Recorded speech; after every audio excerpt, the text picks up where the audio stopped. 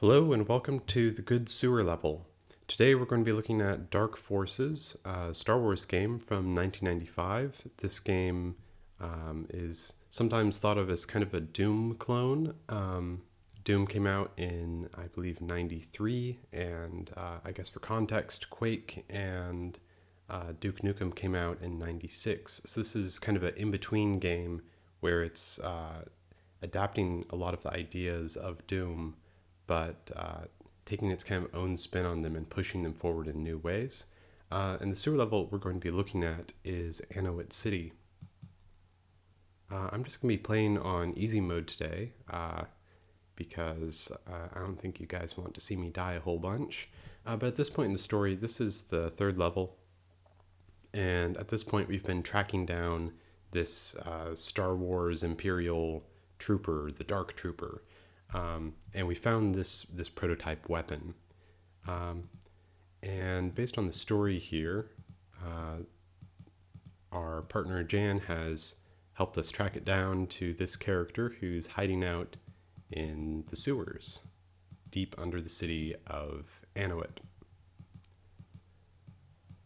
And the briefing informs us of this elaborate series of drain gate switches that are designed to thwart us, and it's kind of labyrinthine. So we have to do something with those switches, and then we can search for the guy. And also that we have to worry about guard droids, and that it's kind of a sewer maze.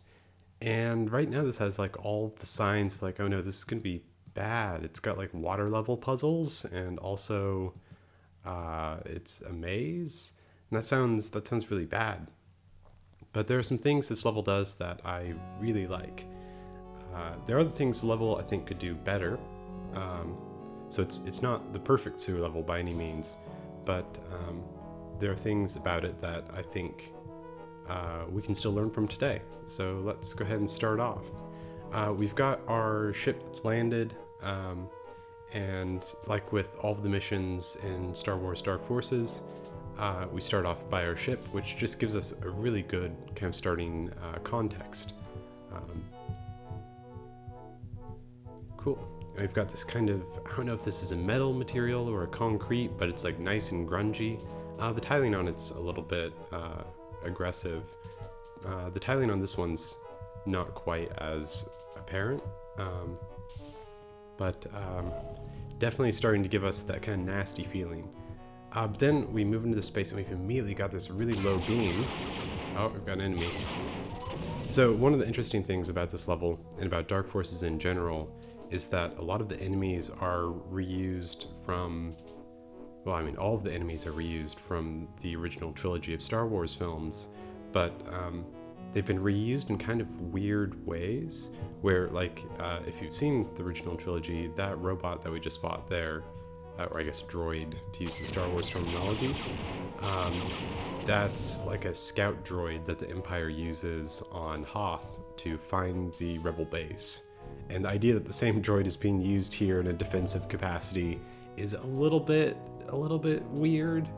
I think this is a struggle that the Star Wars series has had in general, where you see some scary monster or some scary robot as a one-off, and it's like, ooh, big scary, but you see it like 50 times and suddenly it's canonized as like just a different kind of stormtrooper. Basically, it's just generic, and that kind of spoils the fun of it.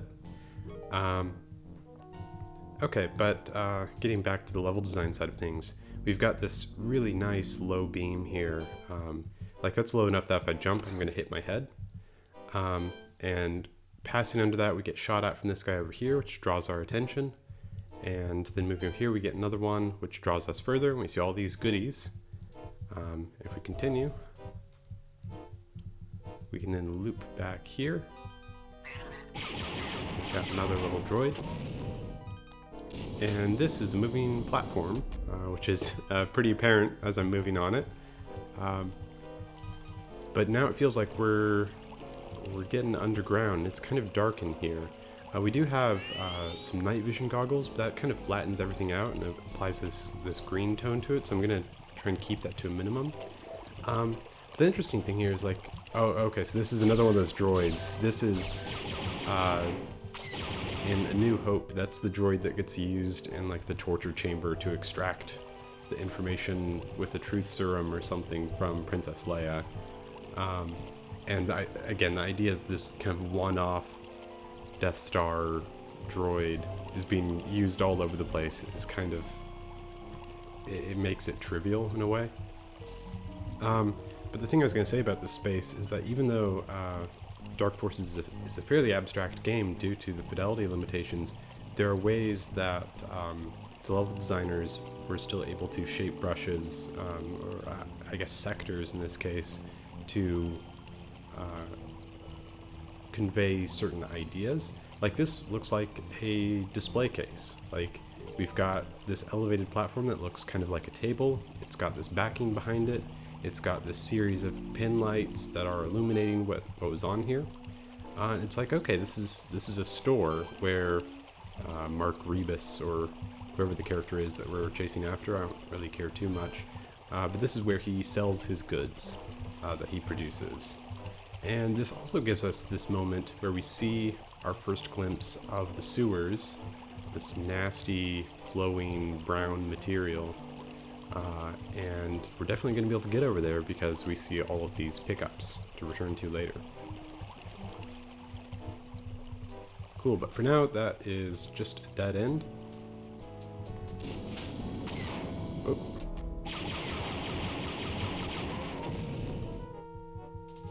And we are now backtracking.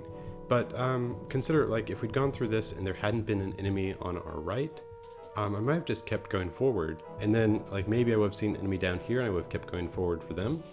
But if there were no enemies at all, I may have just gone here first instead of going to these side doors. So the way they're using these enemies, they aren't really that difficult to kill, especially since I'm playing on easy. But they're using them to draw my attention and help guide me through the level. Yeah, now we've got this little gate, and this opens us into what turns out to be kind of this hub space.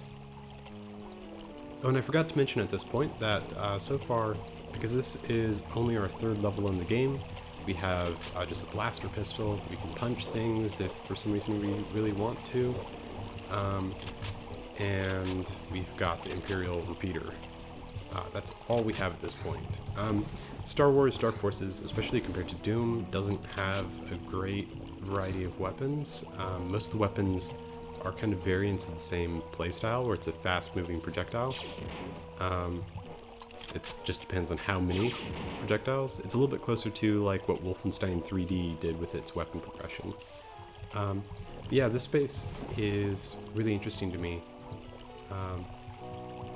One thing, I'm not going to talk too much about the art side of things, but I really enjoyed that this wall texture has a variant that's all gooped up at the bottom.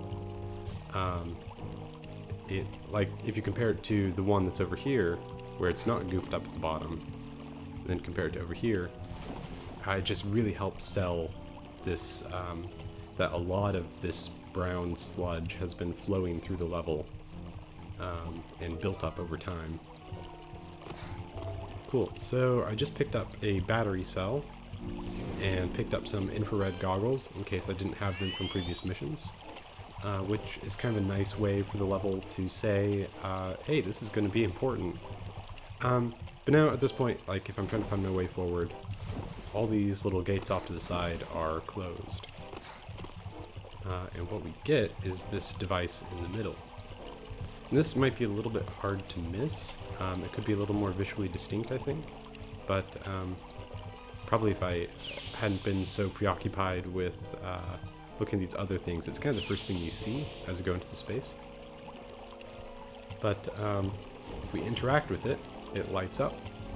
And taking a look, we see that that gate is now open. And if we press it again, there's now that gate open, and all of the other gates are closed. And so on for these 4 different gates that are around the level.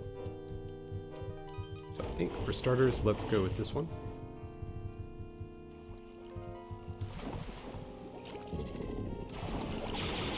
So here we've got a sewer monster, and once again, this is them using an existing monster from Star Wars, from the films. This is the trash compactor monster from A New Hope. And in that scene, that monster is like this one-off. You never see that monster again, and if you did see it on the regular, it would be kind of ruined, right? Like, where'd be the fun in that? But the sewer level is going to make some good use of things, so...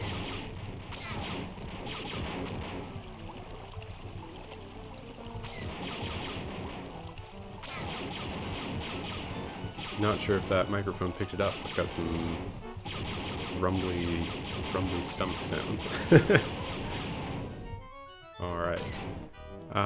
Cool. So one thing that all of these first-person shooters prior to Quake and prior to true 3D first-person shooter gameplay, one struggle they have is with 3D combat. Dark Forces has a look up and down, but it's bound to the number pad rather than like something I can use my mouse for. So it's very slow and hard to use. But this space is interesting to me. We've got this flowing stream, which is going into this locked gate. And looking into this space, we see these other platforms with the views across this bigger kind of soupy chasm of sewage. But at the far end, we've got this one room with a pulsing light, which draws a ton of attention. So it seems like, maybe that's our goal. We also have this lever that can pull. And pulling that, the sewage level has just raised up a little bit. And also this gate has opened, because this gate opening is what raised the sewer level. So now, at this point, a player who hasn't just been randomly pushing buttons, but actually seeing what those buttons do and paying attention, can start to form together a plan of how to move forward. Now here's where things get scary. One of the things that I love about Dark Forces is the way that the faster firing weapons have this strobe-like effect.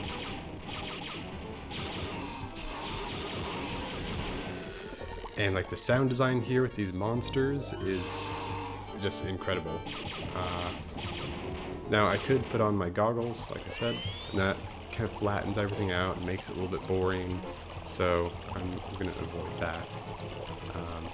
We can also pull up our map, and the space of this room is really interesting.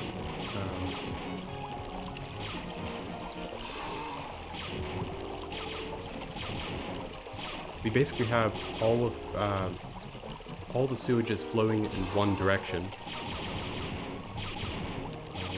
Maybe try and kill this thing first.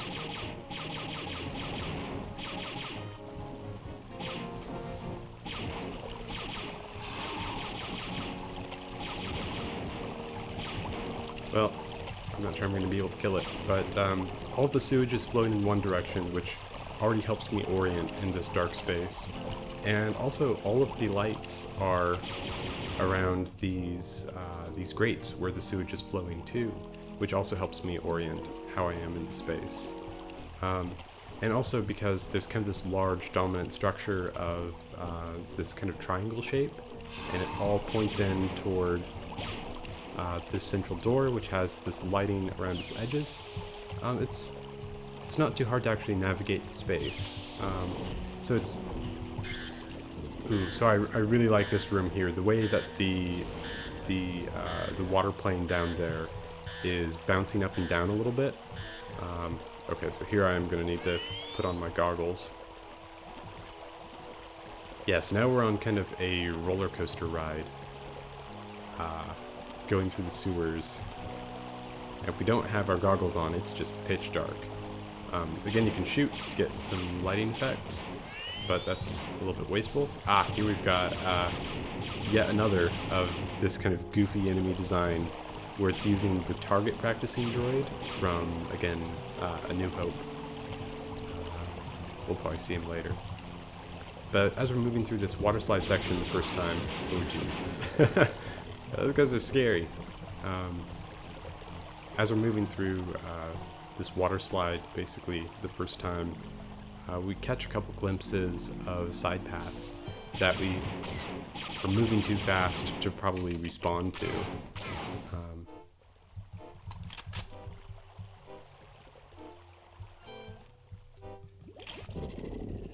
Oh, I might be out of ammo. That's no good. Alright, let me take off my goggles. And we're back at our hub. We're back where we got dropped off through the tube there. So, now let's go ahead and do this one on the left. This is probably the one that the players actually start with. Yeah, I don't have anything. There we go. There's some ammo. Not much, but a little bit. Yeah, that practice droid thing, it just feels really out of place. But, oh well.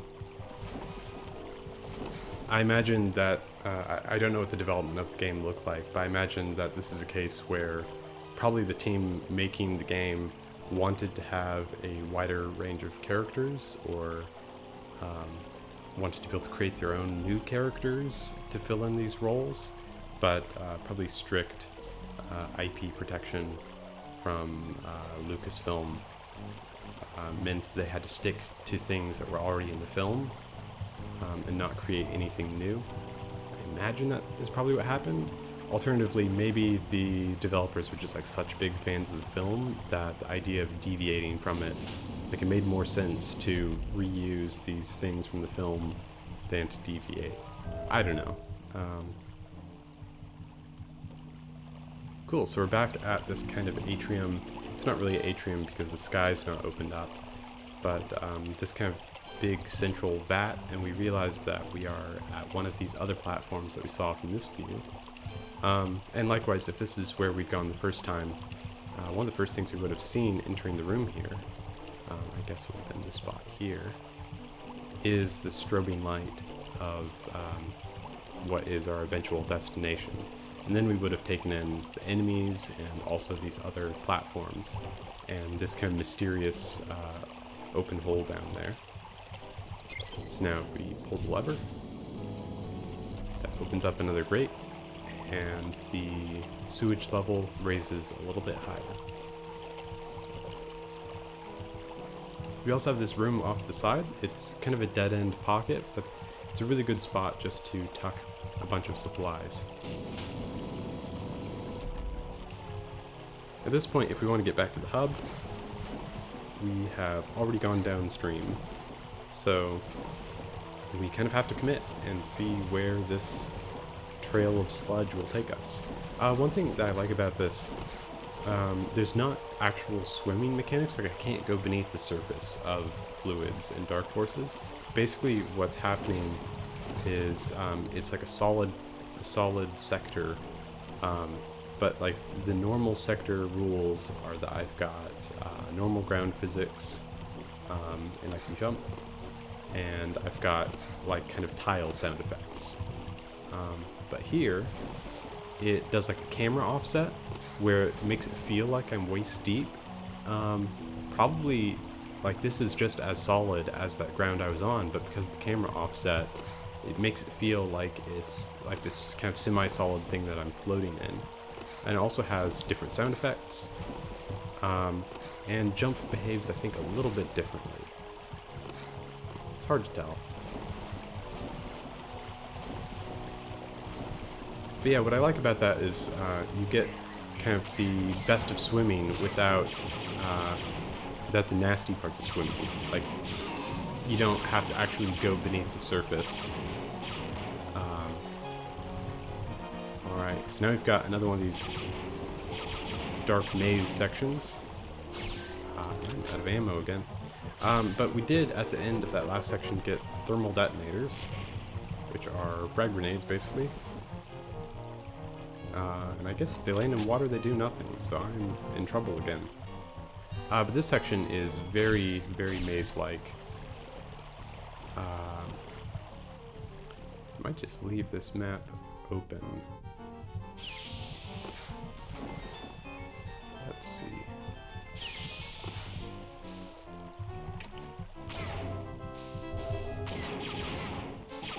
There we go. Let's see.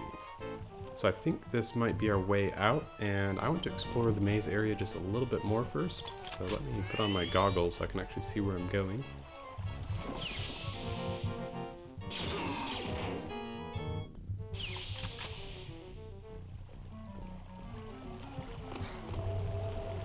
Get a little bit more supplies. But yeah, this kind of arrangement of spaces feels very Doom-like. Like this could be one of Sandy Peterson's levels. I'm blanking on the one, but it's kind of this canyon space that, if you look at the mini-map, ends up being kind of shaped like a hand. The Slough of Despair, I think, is the one I'm thinking of. But this also has kind of a Doom-like logic. It's a little hard to tell when I've got my night vision goggles on, but like, how can you tell if there is a secret in a Doom level? One of the ways that you do that is by paying attention to your mini-map. If you go around your mini-map and see, hey, there's a big solid space here that there's probably something tucked behind that, then exploration is rewarded. Like in this case, where now I've got 2 belts full of thermal detonators, and I've got a bunch of ammo that I really need. And that's kind of a reward for paying attention to the map and paying attention to where I am relative to things on the map. It's also kind of a pattern that we see with the Thief games a little bit.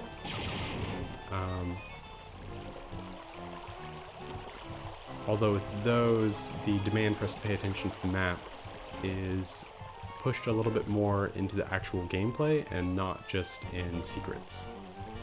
I think, though, the consequence of these kind of maze-like spaces, like in general, mazes aren't that fun for first-person shooter gameplay, but what we've got going on in this space is almost horror gameplay. Like, we've got these monsters that jump out and make these terrible, freaky sounds. For us to be kind of sprinting through the space and feel like we don't have time to properly assess, and we don't have time to fight, we just have to keep running. Having these little dead-end pockets is a great way of kind of amping up the terror of these spaces.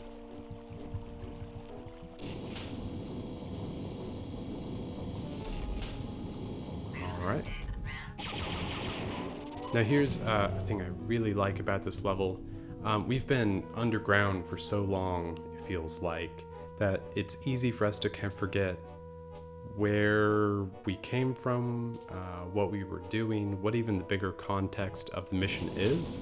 So this section spits us back out where we landed our ship. And this is like, oh, I'm home. I've got all these reference points to this. It's like, oh, this is a human scale thing and not abstract, terrifying, monstrous sewer systems. It's familiar and comfortable. And that kind of regrounds us as we have to go back in once again. It's also a good chance where, if we've been in this section previously, and if I was hurting for health, and I am hurting a little bit for supplies, I can now go back to this area again in case I missed it, or in case I need supplies, and refill. So it's a really good use of, not really backtracking in this case, but like doubling up on the path, I think is kind of what it's doing. It's having us redo a section again, but in a way that I think really works. We've got one of those little floaty droid things. Yeah, these guys. Yeah, I would be really curious what the development history of the game is, and whether I'm correct that it's like IP, really strict handling of IP that meant they had to use these enemies, or if it was maybe that the team was just huge fans and really wanted to use, I don't know. Okay, so I've already done the one on the left, and I've already done this one here. That's the one we did first. So let's do the third one. The thing I like about this hub structure is that each of these paths, like it's basically a linear sequence, right? It's not like these are mutually exclusive, where once I've chosen one path, I can never go back and never take the other paths. It's also not a case where I need to like find a key in one room and then go back and use it in the other room, or go through one door and find that there's a lock and that I need to search these other areas for a key. It's actually very, very forgiving and very linear in a way, but this mechanism of letting us choose which path is really nice for making it feel like it's a meaningful choice. And also, like, the way it combines with the sewage flowing through the level and the sense of direction we get thanks to the sewage flowing through the level, that I think really helps what could otherwise be confusing. Ooh, there's some more ammo back there that I should get before I spend it all on this guy.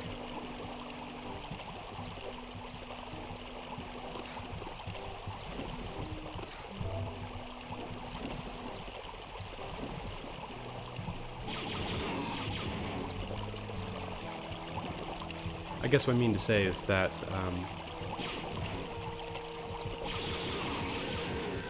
if there wasn't any fluid giving a sense of direction to the level, and there was this same structure of like, hey, you've got a button that will open one of 4 doors, and you can go down any of those paths, it'd be a lot easier to get turned around, I think. The way that the fluid is flowing consistently through the level really helps with maintaining that sense of direction. But cool, we've got the space here, and we've got another kind of close encounter with these trash compactor monsters, and we have this area which is kind of dammed off. But we've got a path to the right, which we can jump up. And I imagine with the jump here, like, jumping out of the fluid is a little bit tricky. So this may be another case where the designers intended for me to not fight this guy and just run for it, and then kind of scramble and try and get up the edge just in time, as the monster is going to try and gobble me. Either that, or it's more about maintaining, yeah, because I guess they could have done like what they have here, where it's a very short distance up the ledge, a much easier jump to do. It may have also been that they're trying to get me to look at this and determine if this is a path forward before looking at this and going this way. I'm not sure exactly, but in any case it seems to work. And I push the button here, the whole water level lowers. Got a new door open over there, and we've got a path to our right as well. Yeah, so now if I want to, I can jump over these, I think. I want to see what's behind this door. We've got a little floaty droid. My favorite. Okay, I think I got him. Cool. So we are now at the platform over here, and that has raised up the vat of sewage to that flashing hallway that we saw earlier on, which means our way forward is open, and we can proceed with the rest of the level. We also had some more supplies. And now if we want to go back, so we can just do a quick loop back around, unfortunately we've already dropped down. So onward we go, deeper into the sewer. And this puts us back here where we've been a couple times before. I think 2 times so far. But it gives us another chance to look at this really cool sequence where, like, that water level bouncing up and down before it then bursts, and the flashing lights. Oh, I just love that. Considering, like, how basic the technical fidelity of this stuff is, it feels like the water is being pressurized or something. We're being shot up this tube.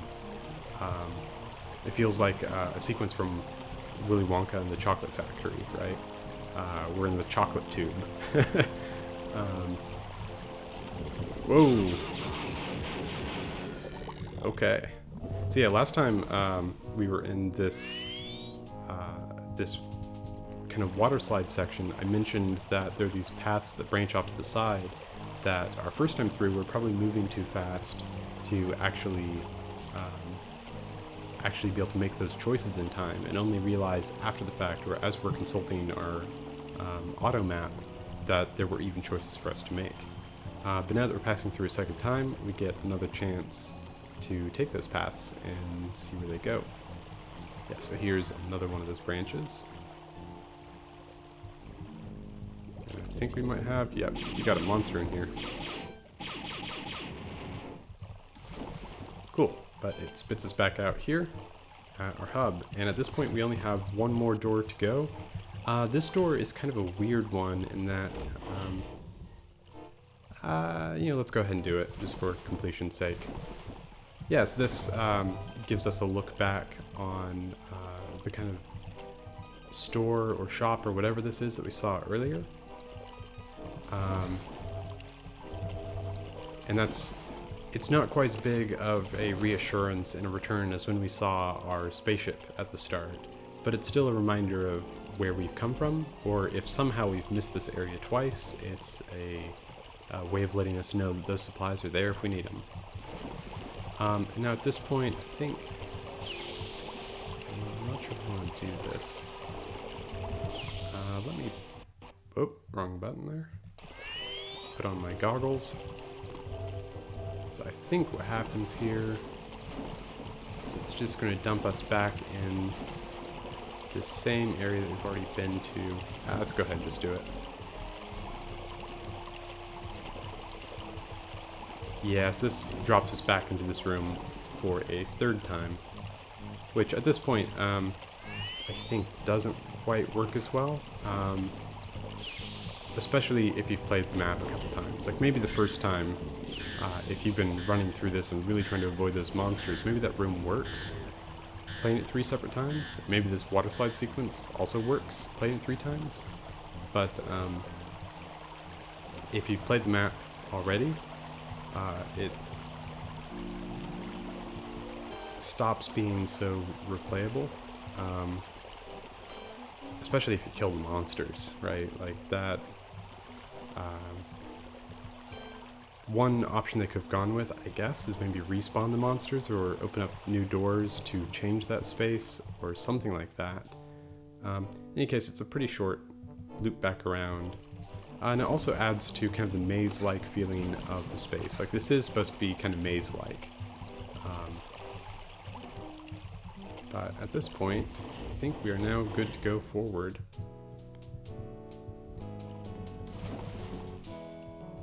Let's get a little bit more of that ammo. Cool, so we're now back at that kind of main atrium space.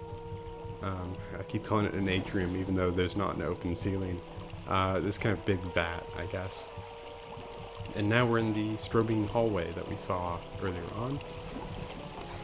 Here we get some more thermal detonators, in case we haven't picked them up yet. That's kind of the special weapon of this map, which is kind of a weird spot to introduce it now that I think of it, because they don't detonate if they go in the fluid. So it's kind of like, hey, here's the new toy. Oh, you can't use it.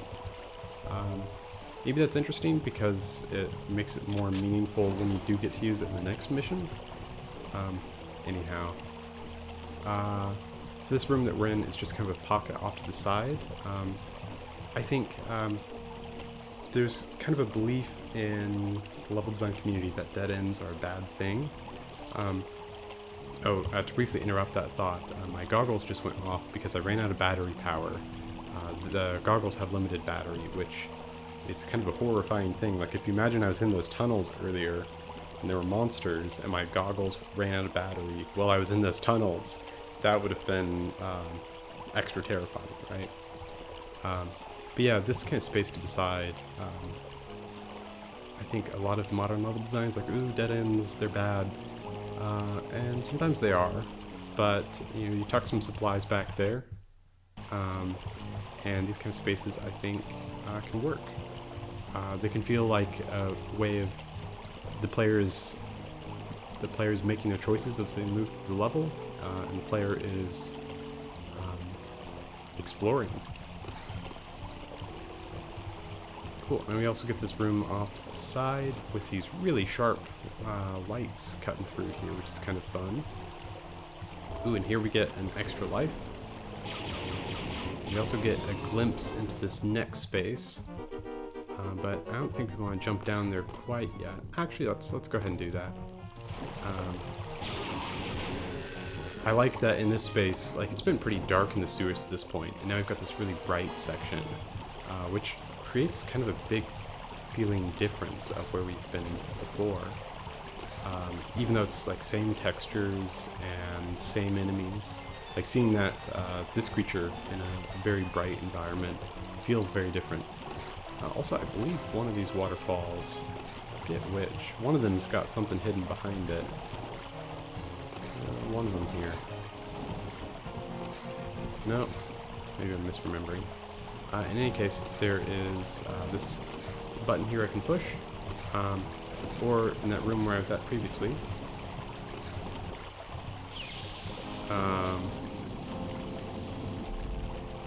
We've got this lift back up. So if I do want to go back to where I was before, I've got that option.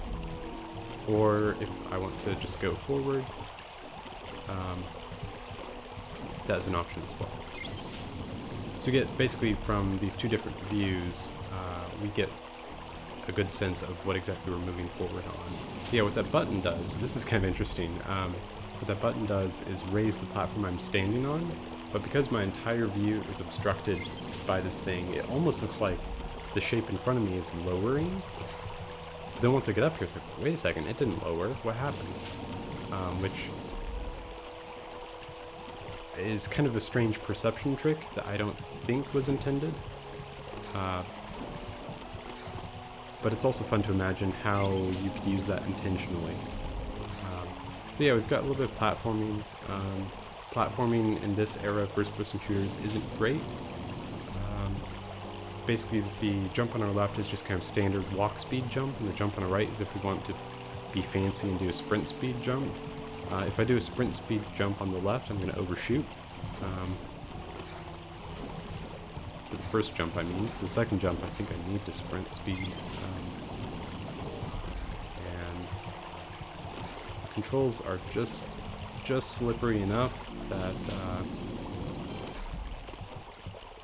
it's not my favorite. Now we get this little dog leg and loop around. We've got, I forget if this is our first time fighting this guy, or if we've seen him once before, but it's kind of unfortunate I killed him so fast. What he does is throw grenades, which in this environment would be really difficult. We've got more of the sewage down below us, so I think what we could do is jump down, and if he throws grenades at us down there, he has to hit us directly for those grenades to blow up. There are more of the trash compactor monsters down here though, so maybe it's not worth it. Cool, we jump across. We got some more droids. We've got this lovely, it's like a retinal scan door. It's just blinking at us. I don't know why the retinal scan would let us through, because we're kind of bad guys here. We're enemies of the guy who runs this place. But it's still just such a cute little blinking eye robot. Cool. And now we've got another one of these spaces that, like I mentioned, it's a very abstract game in terms of its visual language and fidelity, but they still manage with a couple little details to convey a sense of space. Like this is maybe a weapon workshop. These are like benches where things are being worked on. Or maybe this is another kind of store spot where things are on display. I imagine in this case it's a bit more of a workshop and the other one was more of a store. But like, in terms of what's actually conveying that, it's the lighting, and it's that these things are on elevated platforms up at like waist height, as opposed to just like sitting on the ground where nobody would actually want to work with them. It doesn't take much to convey like, oh, this is actually a designed space. There's intent behind these things being placed here. But we're nearly at the end now. Just got these two more droids.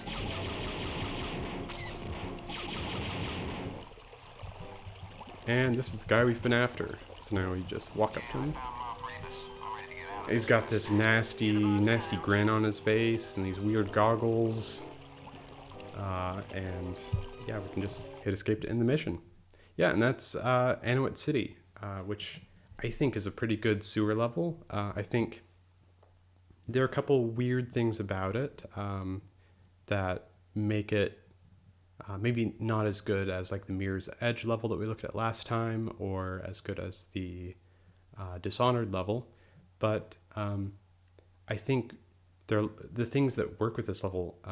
People remember this level. Like if you played this level, if you played this game as a kid, you remember that scary sewer level with the monsters in the dark. This is only the third level in the game, so maybe they shouldn't have put it so early in the game, because it is a scary experience for kids. But I think one of the things that level design can do and should strive for is to stand out in the player's memory as something to, whether it was a positive experience or in this case, kind of a frightening and disturbing experience. It's much better than just being another forgettable, generic tech base kind of level. And to me, that's why Anoat City is a good sewer level. All right. Well, thank you for joining me for this episode.